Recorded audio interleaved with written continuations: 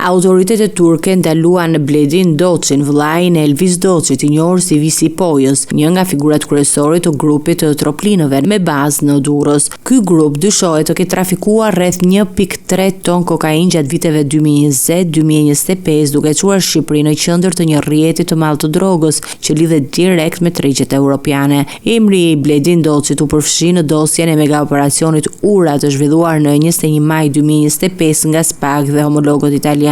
Operacioni kishte për synim goditjen e një prej grupeve më të mëdha të trafikut ndërkombëtar të drogës nga Amerika e Jugut drejt Evropës, me degëzime në Itali dhe bazë në Shqipëri. Visi Pojës, vëllai i të cilit u arrestua, ishte një nga drejtuesit kryesor të grupit. Ai së bashku me Denis Miftiun dhe Erion Kapitani koordinonin aktivitetet e trafikut dhe jepte urdhra përmes komunikimeve të enkriptuara, duke e bërë grupin një nga më të organizuarit dhe më të rrezikshmit në Ballkan. Arrestimi i Bledin Doçit tregon bashkëpunim të ngushtë mes autoriteteve të drejtësisë shqiptare, turke dhe italiane për goditjen e krimit të organizuar dhe trafikun ndërkombëtar të drogës, duke synuar dobësimin e strukturave të këtij grupi dhe konfiskimin e aktiviteteve kriminale që lidhen me të.